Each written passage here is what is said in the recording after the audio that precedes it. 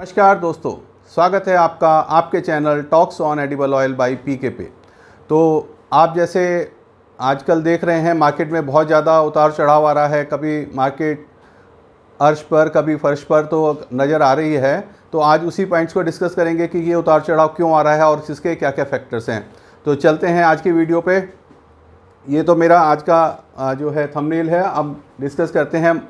सबसे पहले हम डिस्कस करेंगे ग्लोबल प्राइस मूवमेंट्स का कि केएलसी सीबॉट में कितना प्राइस मूवमेंट्स आया है, सीआईएफ रेट्स में कितना चेंजेस हैं, स्पॉट प्राइसेस क्या आ रहे हैं इंडिया के अंदर, कंज्यूमर पैक की कॉस्ट क्या है, मार्केट रिपोर्ट्स और फ्यूचर आउटलुक क्या आ रहा है, और बुलिश और डाउनवर्ड के फैक्टर्स को आज हम स्पेशली एक्सप्लेन करेंगे इस वीडियो में। तो ग्लोबल प्राइस मूवमेंट के अंदर आपको बता दें, जैसे कि हमने फ्राइडे को देखा था 3995 पे बंद हुआ था। तो जो आज सेकंड हाफ 12 बजे के बाद केएलसी आई है वो 3905 आई है। और सीबॉट के अंदर हमको नियर अबाउट 4 पॉइंट का ड्रॉप दिख रहा है 400 सेंट्स का, लेकिन इसमें ये हमारा सितंबर का है। तो सितंबर में अगर हम बात करें तो ये 200 सेंट्स का डाउन है। और अब जैसे जैसे अब हमारा अगस्त महीना शुरू हो जाएगा तो जो फॉरेन में सीबॉट में काम शुरू हो जाता है वो सारा ट्रांसफ़र हो जाता है अगस्त से सितंबर में। जो मैंने आपको पहले भी बताया, फंड्स वाले अपनी पोजीशन लेते हैं तो वो अपना अगस्त की पोजीशन को धीरे धीरे कम करते चले जाते हैं और नेक्स्ट मंथ में पोजीशन अपनी बनाते चले जाते हैं। क्यों? उनके पास पूरा टाइम रहता है प्ले करने के लिए मार्केट को। तो उसी हिसाब से अगर हम सितंबर का देखेंगे तो 63.60 है। अगर हम इसको अगस्त का इसके सामने कंपेरिजन करें तो 65.60 के करीब आएगा। बेसिस पॉइंट में आज के हिसाब से जो 6360 के हिसाब से अबाउट 2000 पॉइंट्स का डाउन है। अब हम बात करेंगे सीआईएफ रेट्स के ऊपर। सीआईएफ रेट्स के अंदर जो परसों और हम फ्राइडे और सैटरडे में 915 कोड हो रहा था, 905 आज कोड हो रहा है। और बायर जो है इसका 890 के आसपास है। अभी भी वो बायर इस रेट पे नहीं है रेडी बाई करने के लिए केएलसी का और मार्केट का और सीबॉट का मूवमेंट देखते हुए। और सीपीओ के अंदर 955 और बायर आपका 930 के आसपास है। डिगम सोया के अंदर अभी मैंने जैसे बताया था $1100 में काम हुए हैं, उसके बाद कोई काम नहीं हुए हैं, लेकिन अब मार्केट 1050 के आसपास आ गई है। और सन ऑयल जो पीछे से चलना बंद हो गया है तो उसका भी कोटिंग नियर अबाउट 1050 के आसपास ही आएगी। ये हमारा स्पॉट प्राइसेस का रेट होता है। जो हमारे रीसेल के सबसे कम रेट होते हैं हम वही कंसीडर करते हैं जिसके बेसिस के ऊपर टोटल मार्केट चलती है। तो ये कांडला में और जयपुर के हम प्राइस कलेक्ट करते हैं। जयपुर का हमारा लाइनों का मस्टर्ड का रेट होता है तो ₹1 किलो डाउन है 112.50। फ्राइडे और सैटरडे में 113.50, 114, कुछ अच्छी कंपनियों का 115 तक भी काम में होता हुआ सुना था। सोयाबीन जो 95.5 था वो 94.5 कोड कर रहे हैं। रीसेलर थोड़ा सा आया हुआ है बाज़ार को। सीबॉट को जो 70-72 तक हम देखाए थे वो एकदम 63.60 दिख रहा है जैसे, तो उसकी वजह से घबराहट है। तो वो रीसेलर 94.5 तक भी कोड कर रहा है। पाम की 85.5 की कोटिंग हो रही है। सन ऑयल 96 है। कॉटन में भी थोड़ा सा डाउनवर्ड है, जबकि लोकल ऑयल है 98, 94.5, 190। और मस्टर्ड के अंदर थोड़ा सा मैं बताना चाहूँगा कि फ्राइडे सैटरडे में जहाँ और ये थर्सडे से हम बात करें तो 6000 तक भी काम हो गए थे, वो अब 5900 जयपुर कंडीशन बोला जा रहा है। पहले हम ये देख रहे थे कि गंगानगर थोड़ा सा जयपुर से भी ऊपर चल रहा था, लेकिन अब गंगानगर में भी रेट्स थोड़ा सा डाउन आए हैं 5850 के करीब। हम 5850-75 के रेट्स हैं 42% के। तो अब थोड़ा मार्केट वहाँ पे भी गंगानगर में भी सेटल हुआ है। अब हमारा ये कंज्यूमर पैक के रेट्स होते हैं तो पीछे के पैरिटी के हिसाब से हमारा आरबीडी का जो कॉस्टिंग आ रही है 1548 आ रही है। उसमें ₹1 मार्जिन, ₹1 डिपो एक्सपेंसेस है। ये हरियाणा और यूपी वेस्ट यूपी में भी आप यही रेट कंसीडर कर सकते हैं। सोया रिफाइंड हमारा ₹1690 आ रहा है। और मस्टर्ड का हमारा 1947 11250 के हिसाब से हमने लिया है। ये 112.50 लिया ज़रूर है, लेकिन अभी आज इन रेटों पे कोई काम सुने नहीं गए हैं। थोड़ा सा केएलसी शिकागो को देख के मस्टर्ड का बायर भी थोड़ा चुप है। लेकिन जैसे मैंने आपको बताया कि अवेलेबिलिटी शॉर्ट बनी हुई है, मौसम ख़राब चल रहे हैं, मंडियों में माल आ नहीं रहा है, किसान के पास ही माल है। तो जिन कंपनीज़ का पीछे काफ़ी माल बिक गया है वो लोग अपनी थोड़ा परचेजिंग में थे, इस वजह से थोड़ा बाज़ार में तेज़ी आई थी। अब हम थोड़ा सा ये मार्केट, जो हमारा आज का मेन विषय है कि ये मार्केट इतना तेज़ और मंदा क्यों हो रहा है, हम उसको डिस्कस करेंगे। तो ये हमारे बुलिश फैक्टर्स हैं और ये डाउनवर्ड फैक्टर्स हमने दोनों बनाए हैं कि क्या क्या फैक्टर्स हैं जो बाज़ार को आगे ले जा सकते हैं, कौन कौन से फैक्टर्स हैं जिसकी वजह से बाज़ार पीछे जा रहा है। तो आप भी एक अपने लेवल पे थोड़ा सा एनालिसिस करके अपना विवेक का लेते हुए, अगर ज़्यादा तेज़ी में ना आए, ज़्यादा मंदे में ना आए, दोनों फैक्टर्स को देखें। कई सारे फैक्टर्स हैं जो कि मार्केट को इन्फ्लुएंस करते हैं। तो हम शुरू करेंगे बुलिश फैक्टर में। जैसे अभी हम देखेंगे अगस्त के अंदर हमारी तीजों की डिमांड है, फिर रक्षाबंधन है, फिर जन्माष्टमी है। तो ये सब देखते हुए फेस्टिवल डिमांड को हम एंटिसिपेट कर रहे हैं। नियर अबाउट 14-15 तारीख से हमारी डिमांड काफ़ी अच्छी निकलनी शुरू हो जाएगी। तो ये एक बुलिश फैक्टर है जब डिमांड निकलेगी, क्योंकि मैंने बताया पूरी पाइपलाइन हमारी खाली है, प्लांट्स के पास भी ज़्यादा माल नहीं है। जो भी परचेज़ किया है वो अब पोर्ट पे माल आ रहे हैं, माल चले हुए हैं। मई के अंदर जो मंदा आया था, लोगों ने सब परचेज एकदम स्टॉप कर दी थी अपनी। उसके बाद मई और जून के अंदर पीछे से काफ़ी ज़्यादा बाइंग गई है। जो सोयाबीन का माल तो आने में 60 दिन तक लग जाता है, यहाँ का भी 10-15 दिन लगता है, फिर आगे के भी सौदे होते हैं। तो ये सब माल की अवेलेबिलिटी अब शुरू हो जाएगी। लेकिन फेस्टिवल डिमांड भी है। अगर पाइपलाइन बाज़ार को कहीं से भी किसी भी फैक्टर से इनसे सपोर्ट मिली तो बाज़ार एकदम भाग सकता है। तो ये फेस्टिवल डिमांड को आपको डिमांड में रखना है कि अगर रिटेल लेवल पर, होलसेल लेवल पे हम स्टॉक्स बढ़ाने लगे तो हमें तेज़ी नज़र आ सकती है। बायोडीज़ल का मैंडेट हमारा इंडोनेशिया ने 35% बोला था, पहले फरवरी के अंदर बोला था कि हम इसको एप्लीकेबल करेंगे, लेकिन वो एप्लीकेबल 30% ही रहा। लेकिन अगस्त से वहाँ की मिनिस्ट्री ने काफ़ी ज़्यादा उसके ऊपर सख्ती बनाई है। और अगर हमारा ये इंडोनेशिया में 35% मैंडेट बायोडीजल में जाता है तो थोड़ा सा पाम ऑयल के अंदर थोड़ी तेज़ी नज़र आ सकती है इंडोनेशिया में। इन लिनों का हम रोज़ मैसेज में और पढ़ते हैं कि इंडोनेशिया और मलेशिया में एल निनो, ये साउथ ईस्ट एशिया के अंदर एल निनो का इफ़ेक्ट आएगा। लेकिन अभी जो हमारी अगस्त, सितंबर, अक्टूबर में जो बम्पर क्रॉप हम एक्सपेक्टेड कर रहे थे पाम ऑयल की, उस पर कोई ज़्यादा फ़र्क नहीं है। जो फ़र्क आएगा अगर वहाँ पे बारिश या सूखा या बाढ़ कुछ भी आती है, या जैसे आपसे बात कर रहे हैं कि इंडोनेशिया में आग लग सकते हैं, 2014-15 में आग लग गई थी, बहुत ज़्यादा गर्मी हो गई थी।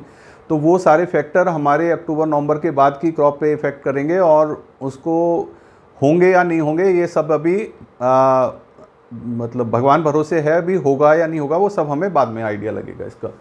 यूएस वेदर एक हमारा जो बुलिश फैक्टर्स में हमने लिया है, कंसर्न बना हुआ है। मैंने आपको अभी 2-3 दिन पहले की वीडियो में बताया था, इससे कोई ज़्यादा फ़र्क नहीं पड़ेगा। 15-20% क्रॉप अगर वहाँ पे कम भी होती है तो नियर अबाउट 30-40 लाख टन का तेल का फ़र्क पड़ेगा, और उससे ज़्यादा हमारी इंडोनेशिया में क्रॉप ज़्यादा आने की उम्मीद है। लेकिन वो अगर वहाँ पे जैसे सोन, अभी क्रॉप हमारी सोन है, अभी हम कर रहे हैं 60-70% क्रॉप वहाँ पे अच्छी कंडीशन पे है, 10-20 पे नुकसान है, 10-20% हमारी में ईल्ड कम आएगी।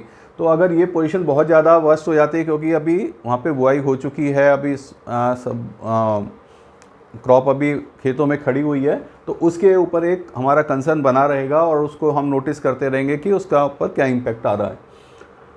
यूक्रेन का अंदर जो है, जो माल अभी हमारा शिप से जाना बंद हो गया था, वो ट्रांसपोर्ट वो बाई रोड कर रहे हैं। जो उनके आसपास की कंट्रीज़ उनके साथ एडजॉइनिंग है, उसके अंदर रोड ट्रांसपोर्ट हो रहा है। अगर वो भी डिस्टर्ब होता है तो थोड़ा सा उसकी वजह से भी एक बुलिश फैक्टर आ सकता है। एक आज रेफरेंस प्राइस जो हम परसों भी एक्सपेक्ट कर रहे थे कि आएगा, गवर्नमेंट की साइड से नोटिफिकेशन अभी नहीं आया है। जैसे लास्ट मंथ बाज़ार 15 तारीख के बाद तेज़ रहे थे, तो हो सकता है कि हमारा रेफरेंस प्राइस ज़्यादा आ जाए, तो हमें थोड़ा पामोलिन में 50 से 60 पैसे किलो का तेज़ी नज़र आ सकती है इस रेफरेंस प्राइस से, जो आज शाम तक नोटिफिकेशन आने वाला है। चाइना के अंदर भी काफ़ी सारी क्रॉप जो है भी सोन कंडीशन पे है। वहाँ पे कुछ एरिया के अंदर अभी डाउट की पोजीशन चल रही है, सूखे की पोजीशन चल रही है।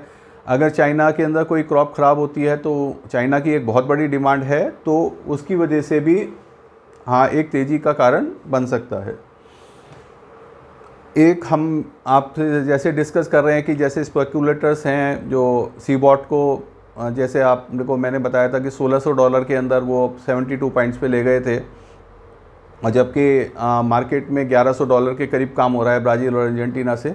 तो ये स्पेकुलेशन अगर कोई बढ़ती है, कोई जैसे फंड्स वाले हमने देखा कि जब वो जुलाई का टाइम था तब भी 70 के करीब ले गए, जब अगस्त के क्लोज कटिंग का टाइम आया था तो फिर 72 के आसपास ले गए थे। तो ये फंड्स वाले फिर मैनिपुलेशंस करके थोड़ा सा बाज़ार के अंदर कुछ रैली बना सकते हैं।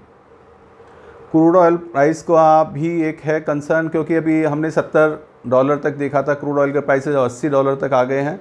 अगर क्रूड ऑयल के प्राइस बढ़ते हैं तो जो बायोडीज़ल के अंदर मिक्सिंग होती है इसके अंदर थोड़ा सा शेयर ज़्यादा बढ़ जाता है, तो वो भी एक हमारा कंसर्न बना हुआ है क्रूड ऑयल प्राइस का भी, कि जो एक बुलिश फैक्टर में हम उसको लेते हैं।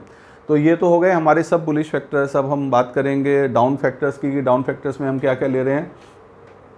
Availability of all ports will increase in August September, जो भी मैंने जैसे बताया जून जुलाई में काफ़ी माल पीछे से चले हुए हैं हमारे, और वो सब अब एक्सपेक्टेड हैं, कुछ आ भी चुके हैं, कुछ आ रहे हैं।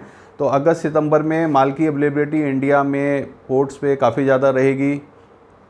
जो हमारे ट्रांजिट के स्टॉक्स हैं वो सब पहुंचेंगे, वो सब नीचे रेट के ही स्टॉक हैं, नियर अबाउट 885 के ओलिन के हैं हमारे 885, और हम सोयाबीन की बात करें तो 980 और 1020 तक के वो हमारे रेट हैं। सोया सीड और मस्टर्ड का भी हमारे पास काफ़ी ज़्यादा स्टॉक्स है, नई क्रॉप आने वाली भी हो गई है सोयाबीन की, अभी भी हमारे पास 30-40% स्टॉक्स पड़ा हुआ है, तो वो भी एक एरिया ऑफ कंसर्न है। ब्राज़ील में मैंने आपको जैसे बताया कि इतनी बड़ी क्रॉप हुई है कि वहाँ पे स्टॉक्स रखने की जगह नहीं हुई है। वो क्रॉप आ चुकी है, उसमें कोई नुकसान के चांसेस भी नहीं हैं, और वो माल क्रश होके इंडिया में रेगुलर सप्लाई आता रहता है। ब्राज़ील जो है थोड़ा सा इनको यूएस को फंड्स को देख के कई बार भाव अपने बढ़ा तो देता है, लेकिन उन रेटों पे काम नहीं हमने सुने हैं। तो वो एक हमारा डाउनवर्ड ट्रेंड का फैक्टर है। अगर ब्राज़ील रेगुलर सेल में बना रहा तो मार्केट डाउन आएगा। यूक्रेन के अंदर भी अब रेपसीड की जो है जो कटिंग का टाइम शुरू हो गया है, वहाँ पे प्लांट शुरू हो गए हैं। तो जो नेबरिंग कंट्रीज़ है उनको रेपसीड ऑयल की फीडिंग वहाँ से होती रहेगी। तो अगर उनका रेपसीड वहाँ से जाएगा तो सोयाबीन को थोड़ा सा ऊपर प्रेशर बना रहेगा मार्केट डाउन करने का। और ये अब जैसे हम बात करते रहते हैं कि पाम का जो सबसे मेन सीज़न होता है, मैंने आपको चार्ट से भी दिखाया था, अगस्त सितंबर अक्टूबर होता है, तो वो शुरू हो गया है पाम का इंडोनेशिया और मलेशिया में। नेक्स्ट 3 महीने में हम सबसे ज़्यादा बम्पर क्रॉप पूरे ईयर की देखते हैं। तो वो भी एक कंसर्न रहेगा कि अब मार्केट में डाउनवर्ड ट्रेंड का, कि अगर इंडिया में डिमांड नहीं निकलती, चाइना में ये सब फैक्टर्स नहीं होते हैं, तो वहाँ पे प्रेशर बना रहेगा और उनको रेट डाउन करना ही पड़ेगा अगर माल को अपना सेल करना है। और अपने कॉटन की और सोयाबीन की हमारी सोइंग पूरी हो चुकी है। सोयाबीन का सीड कुछ एरियाज़ के अंदर हमारा अक्टूबर 23 से आना भी शुरू हो जाएगा। तो ये भी एक डाउनवर्ड फैक्टर है कि हम 2 महीने बाद ये सोच रहे हैं हमारी अपनी क्रॉप आएगी, तो हो सकता है हमारी अपनी बाइंग जो ब्राज़ील से माल हम परचेज़ कर रहे हैं वो थोड़ी डेफर हो, हम 1 महीने बाद ना परचेज़ करें और हम अपनी क्रॉप का इंतज़ार करें। तो ये भी एक फैक्टर है कि मार्केट में डाउन हो सकता है।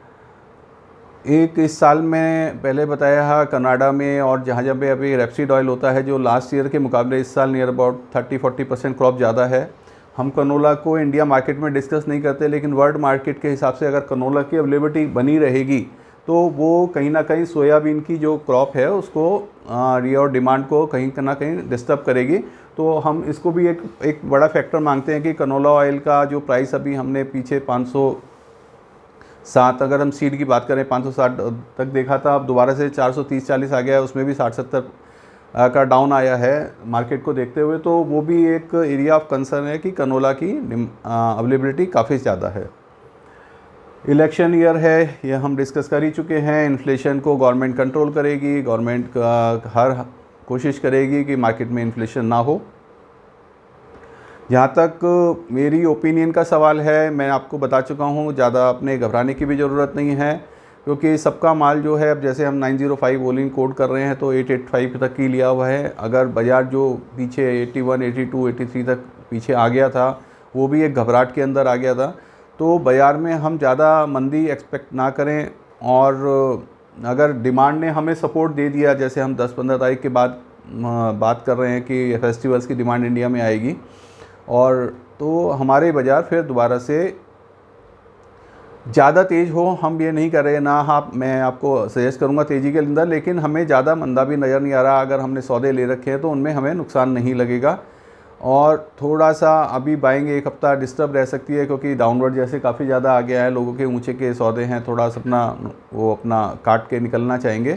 तो ये समझते हैं कि अगर सारी सिचुएशन जैसे पुराने सौदे भी डिलीवर हो जाएंगे, पुराने पीछे से माल भी डिस्पैच में डिलीवर हो जाएंगे, तो जो नई डिमांड है वो 8-10 तारीख के आसपास इंटरनेशनल मार्केट में भी और इंडिया मार्केट में भी निकलेगी और 15 तारीख के बाद बाज़ार थोड़े से सही हो सकते हैं। तो ये मेरा विश्लेषण था। मैं जो है डेली कोशिश करता हूँ लेटेस्ट मार्केट अपडेट के साथ आपको 1:30 बजे तक मैसेज अपलोड कर दूँ, और मैं चाहूँगा कि आप मेरे जो है एफर्ट को जो है लाइक करें, और मेरे जिन्होंने चैनल सब्सक्राइब नहीं करा है तो वो चैनल सब्सक्राइब करें, और डे टू डे मार्केट्स में क्या हो रहा है, क्या अपडेट्स हैं, उसके बारे में जानकारी लेते रहें। जिन भाइयों को अपनी मार्केट के रिपोर्ट को में लगता है कि काफ़ी बड़ी वीडियो हो जाती है तो वो शाम को सुबह भी देख सकते हैं। पहले 3 मिनट में मैं इंडिया इंटरनेशनल मार्केट और इंडिया मार्केट के रेट दे देता हूँ, तो आप पहले वो देख सकते हैं और उसके हिसाब से अपने मार्केट में काम कर सकते हैं। Thank you.